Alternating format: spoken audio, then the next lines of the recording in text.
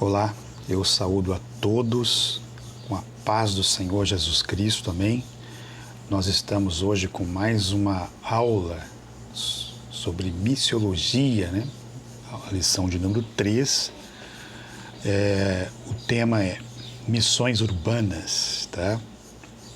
Eu desejo a você uma ótima aula e que o Espírito Santo de Deus te ilumine, te capacite, abra o seu entendimento para que você possa compreender, né, a palavra de Deus como um todo aí. Amém? Vamos prosseguir?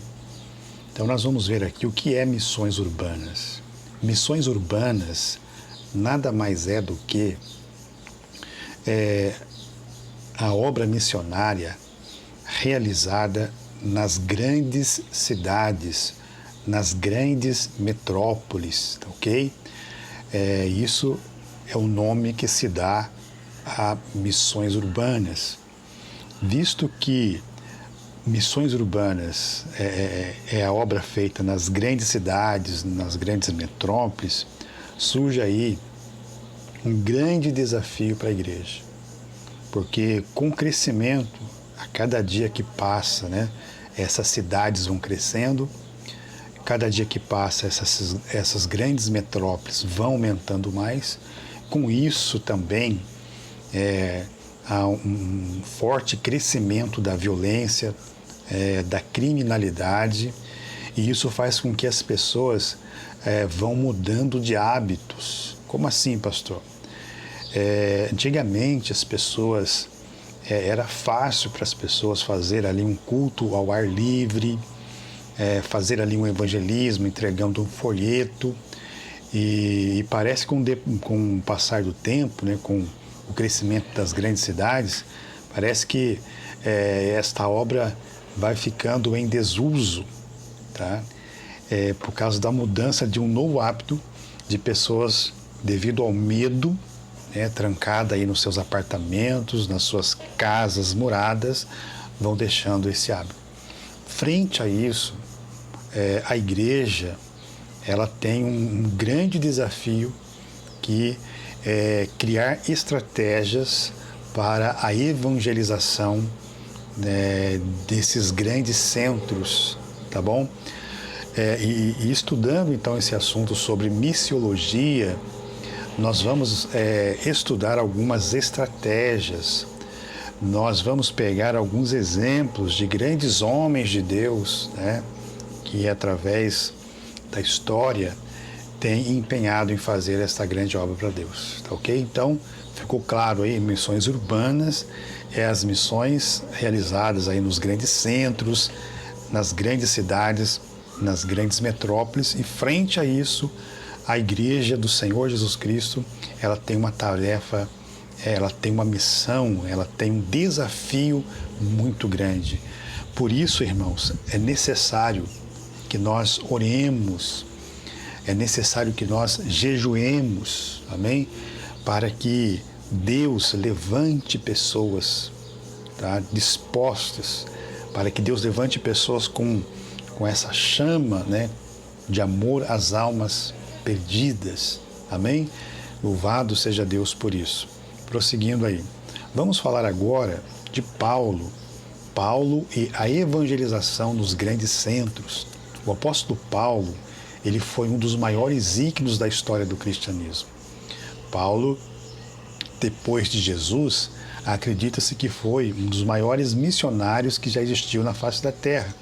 Quando você lê ali o livro de Atos dos Apóstolos, a gente percebe o quanto este homem, ele produziu para a obra de Cristo, o quanto ele se desempenhou para que o evangelho chegasse a outros povos, tribos, línguas e nações, tá? Então, baseado nesse exemplo de Paulo, baseado nessa coragem de Paulo, baseado nessa dedicação desse servo do Senhor, é que nós vamos traçar aí algumas estratégias, né, para o evangelismo nas áreas urbanas. Embora ele não tenha estado entre os 12 apóstolos de Jesus, ao se converter, ele dedicou-se à evangelização, em especial os gentios, tá? Gentios são todos aqueles povos que não fazem parte ali da linhagem de Israel, ok? Prosseguindo aí. Qual foi a estratégia usada por Paulo nesta grande obra realizada por Deus? Então a gente vai ver aqui que Paulo, uma importante estratégia usada por Paulo na evangelização foi ir onde as pessoas estavam. Ou seja, Paulo, ele se concentrava em pregar o evangelho aonde estava a grande massa, onde estava o maior número de pessoas, tá? Então, a gente aprende aqui que Paulo, ele tinha uma visão ampla da obra missionária.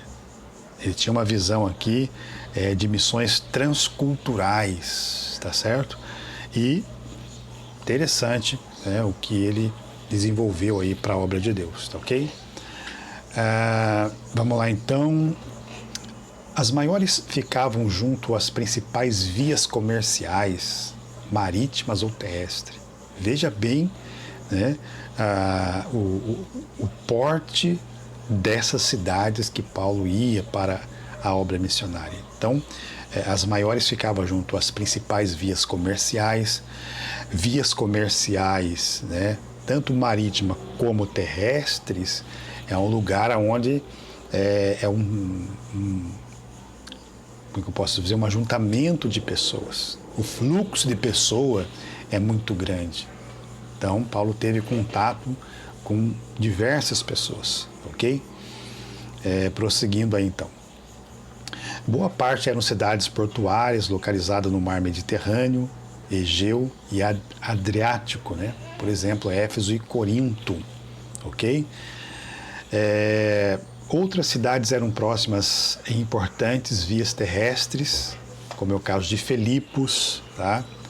Colônia romana, que ficava junto aí à via Egnatia, né? É uma via aí construída pelos romanos para facilitar o comércio. Inclusive foi essa via aí, né? Essas ruas aí criadas por Roma muito contribuiu com o crescimento do evangelho, tá ok? Vamos lá. Paulo venceu as diferenças, tá? Vejamos aí. Paulo soube desvencilhar o preconceito judaico com os gentios e povos distintos, tá? Interessante. Ele não era mais apenas um religioso, seguidor de regras e ritos, como muitos crentes nominais de hoje. Então a gente sabe que Paulo, ele era um fariseu, preso nas regras, nos costumes, mas ao se converter ao evangelho, isso não o atrapalhou, né, em se misturar com as pessoas para pregar o evangelho. Graças a Deus por isso, tá ok? Louvado seja Deus. Prosseguindo aí, então. Antes do encontro com Cristo, Saulo era um fariseu, membro da mais legalista de todas as seitas judaicas que havia em Jerusalém. Então esta era a situação de Paulo, né, que outrora chamava Saulo, né? Então se percebe que realmente houve uma mudança na vida dele. Ele mesmo chega a afirmar, né, aqui em Gálatas capítulo 1, verso 13 e 14, tá? Filipenses 3 e 6, ele mesmo afirmou ser, dizendo que decidia sobre os demais, porque ele achava que o que ele fazia estava prestando serviço para Deus. Paulo, a querer perseguir os cristãos, ele achava que era uma seita ali que estava crescendo e ele tinha que acabar com isso. Então, tudo isso que ele fazia, ele achava que estava fazendo com zelo para Deus. Ele estava enganado. Nessa questão ele estava equivocado. Então, no caminho para Damasco, certo? Ele teve um encontro glorioso com o Senhor, certo? E ali ele se converteu de verdade ao Evangelho de Cristo e a partir dali, então, ele começa a ser um vaso escolhido para Deus, pregando o Evangelho por todos os povos. Paulo abandonou a sua concepção meramente religiosa e distante sobre Deus e a salvação por obras da lei, né? Passando a dedicar-se à pregação da salvação pela graça de Cristo. Que brilhante isso aqui, né, irmãos? Um homem que teve toda uma experiência dentro da lei, toda uma experiência dentro da lei, envolvida mesmo ali nas práticas das leis judaicas. Aquele homem que acreditava numa salvação pela lei, agora moldado pelo Senhor, mudado pelo Espírito Santo, ele começa a pregar agora a salvação pela graça de Cristo. Que maravilha. Como esse Jesus é maravilhoso, né, irmão? Como esse Jesus, ele ainda continua salvando pessoas, tá? Louvado seja Deus por isso. Exemplo para nós comissionados. Assim como nós, Paulo chamado para pregar aos gentios, né? Assim como nós, Paulo foi chamado para pregar aos gentios. Atos 13, 47, 22, 19 a 21, Romanos 15, 16. Então ele agarrou esta missão com muito zelo e dedicação. Tá? Então, de repente, muitas pessoas acham que essa é uma tarefa dos obreiros, é uma tarefa dos pastores, enfim, todos nós, cristãos, que uma vez aceitamos Cristo como Salvador das nossas almas, cabe a nós essa responsabilidade de pregar o Evangelho a outras pessoas, tá ok? Que fique bem claro isso para nós. Disse aí na aula passada que nós somos como despenseiro dos mistérios de Cristo. Como despenseiro, como alguém que cuida de um bem que não é nosso, isso vai ser cobrado, Deus vai requerer de nós isso. Nós vamos ter que prestar contas para Deus. Amém? Glória a Deus por isso. Ele é um exemplo tanto por seu esmero, né, como por suas estratégias inteligentes para alcançar pessoas de diferentes tradições e costumes e crenças. 1 Coríntios 9, do 19 a 23. Beleza? Prosseguindo aí com o nosso estudo. Paulo sabia respeitar e usar a cultura alheia a favor da anunciação do Evangelho. Fato interessante notarmos na vida do apóstolo, né? Essa questão de respeitar a cultura, né? Ele sabia respeitar e usar a cultura alheia a favor da pregação do Evangelho, que muitas pessoas não sabem fazer. Hoje, as pessoas acham que criticando a religião do fulano de tal, ele vai conseguir êxito na evangelização. E não é. Não é criticando, não é falando mal da religião. Mas a gente vai ganhar pessoas falando do amor de Cristo, né? Do Cristo que salva, que liberta. Não é falando mal da religião. E outro, ele usou uma cultura, né, em favor do Evangelho. Porque onde ele estava ali, né, certa vez ao pregar aos gregos sobre o Deus desconhecido, usou a citação de um filósofo chamado Cleantes, né, que vivia entre os anos de 301 a 232 a.C., né, era conterrâneo dos seus ouvintes. Então, Paulo, ao observar que na adoração, né, dos gregos ali, naquela prática de adoração aos ídolos, havia um altar escrito o nome de um Deus desconhecido. Eles adoravam um Deus que eles nem conheciam. Então Paulo usa essa cultura deles para anunciar a Jesus Cristo, falando para eles que esse Deus que eles adoravam sem saber, esse Deus que eles adoravam sem eles conhecerem, era o Senhor Jesus Cristo, e ele queria apresentá-los. Então eles ouviram ali, houve conversão de almas ali. Então, é interessante, ele sabia respeitar, ele sabia usar a cultura daquelas pessoas em prol do Evangelho. Que eu e você, na arte da evangelização, da pregação da palavra, saibamos respeitar, tá? Fale do amor de Cristo, pregue a palavra de Deus, porque é a palavra que salva, é a palavra que liberta. Amém, meus irmãos? Em nome de Jesus. Prosseguindo aí. Vamos lá. Esta é uma estratégia poderosa, usar o que os ouvintes entendem para lhes apresentar o que ainda desconhece.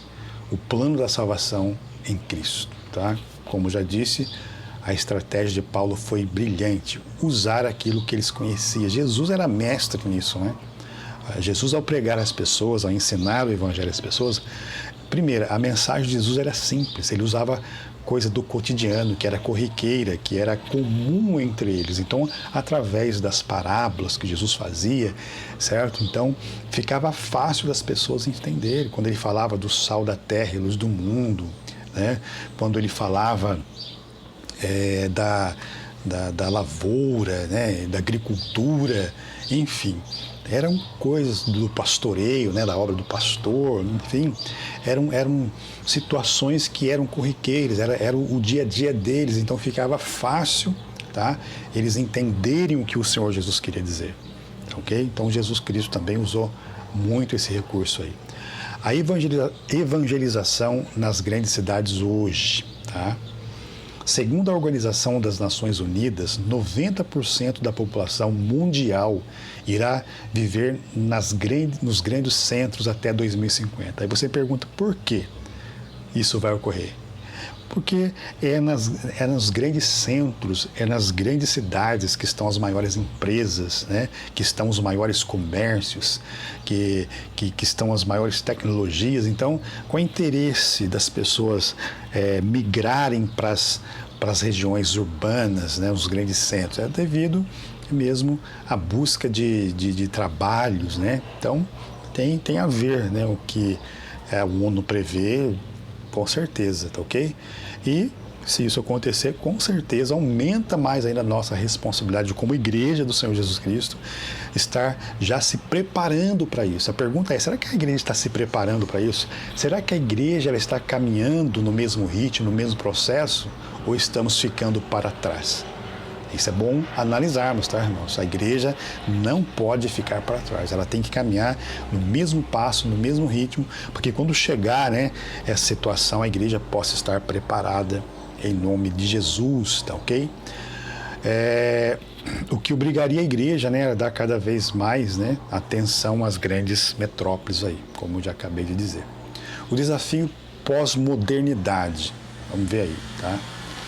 A nossa missão se torna mais desafiadora por vivermos uma sociedade pós-moderna, caracterizada pelo seu antropocentrismo, relativismo, materialismo, secularismo e permissividade. Então essa é a nossa situação de hoje, tá?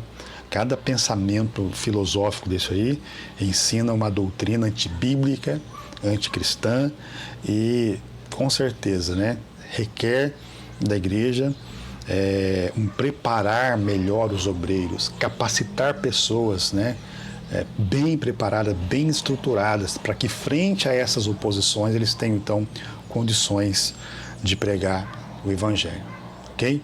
Então, como alcançar os grandes centros urbanos com os seus diferentes grupos particulares, tá? Vamos lá, métodos e práticas. Vamos lá. Evidentemente que as mudanças de geração e cultura também precisamos mudar nossa estratégia, como eu já acabei de dizer.